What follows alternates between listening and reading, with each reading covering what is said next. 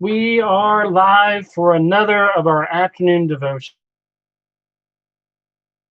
Thank you guys for being to be a part of this as we continue our march through the 12 disciples, the 12 as we're calling it. So we always want to start with what we're thankful for. Today, I am thankful that my nephew, I guess technically Julie's nephew, gave his life to Christ recently and was baptized yesterday. So that was really exciting, really awesome.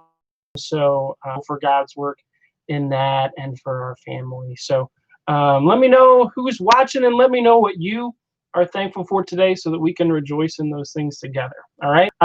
So let's talk also about quarter teen games. It is that time. So last time, Friday, was World Emoji Day. So the question was how many emojis were in the very first set of emojis. Man, oh man, like the guesses were, they were really low. There was a lot more than what most of you guys thought. So the correct answer was 176. I'm pretty sure Emmy was the closest. She had 132, which was actually pretty good guess. So one more quarter added to Emmy's total.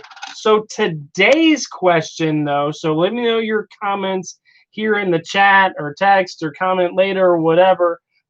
Today is the anniversary of when we first set foot on the moon, when Neil Armstrong first set foot on the moon. So today's question, I just found one about the moon. So your question for today is how many miles away is the moon?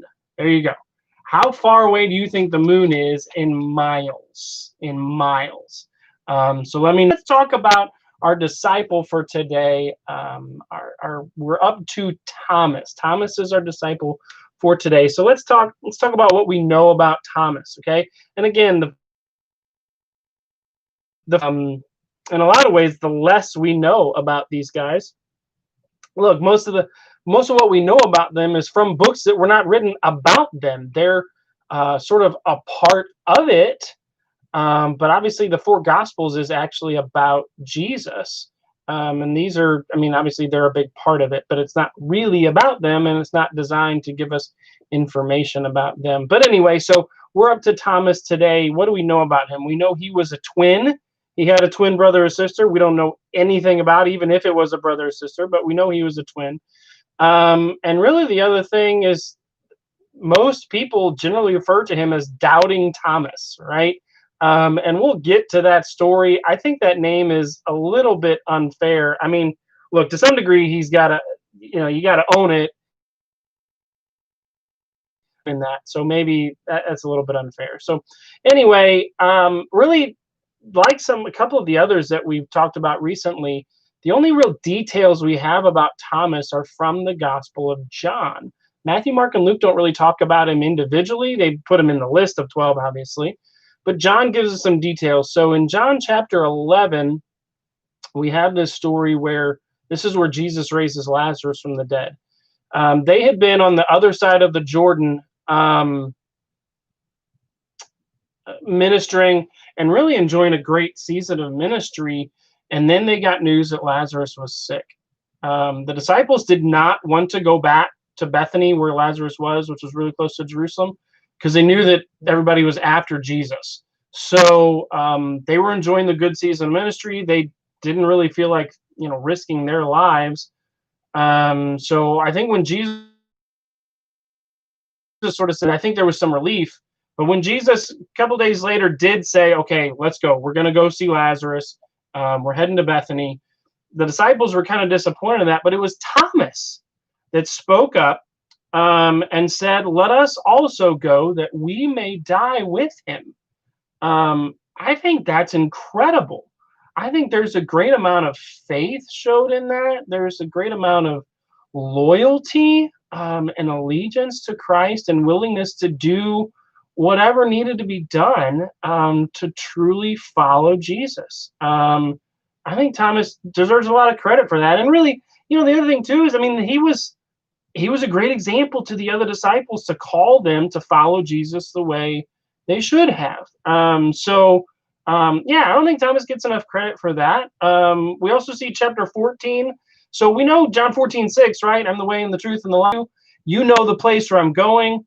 Thomas is the one that spoke up and said, Lord, we don't know where you're going. How can we know the way? So there was still he hadn't gotten everything that Jesus had taught to that point. So there's probably some struggle with some doubts and understanding everything that Jesus had called them to. So then the only other story that we have about him is the one that probably we know the best, right? So it's after the resurrection. Jesus, most of the disciples are locked in the upper room, and Jesus appears, right? Shows himself to them, and they believe. Thomas about it, and Thomas is like, look, unless I see the wounds, unless I can put my finger in the scars, I'm not going to believe. But here's the thing about that. Look, all the other disciples struggled with doubt about the resurrection until they say what he was thinking. Look, there was doubt there.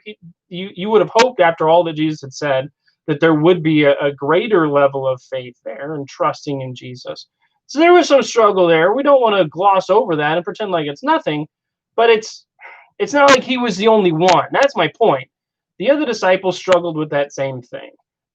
So then, it was about a week later, if I remember right. They're together again. Thomas is with them, and Jesus shows up. And the first thing, he didn't even, wait to be asked. He goes straight to Thomas and says, "Look, here's the scars. You can touch my hand. You can touch my side. You can see and touch all of this, and see that it's real, and see that it's my Lord and my God." So I love Jesus's, gentleness in coming to Thomas. But Thomas recognized Jesus for who he really was. There was still faith shown there. So he's an interesting character where we see both faith and doubt in the same person.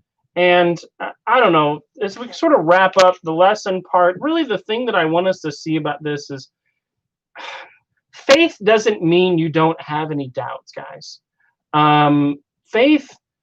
Faith means that we obey and we follow even if we have doubts. We're still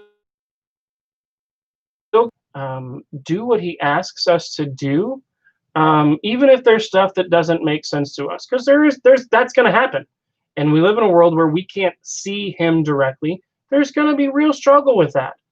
There's things that don't make sense to us. And even when we have questions, we can still have faith in him. Thomas is a great example of that. So the end of his life, history tells us that Thomas went and spread the gospel in India, which was quite a ways away from Israel.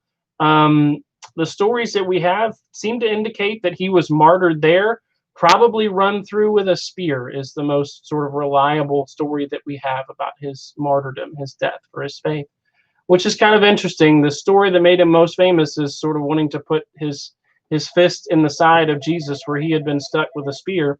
And that's how he met his end in following Jesus with all his heart and with his faith.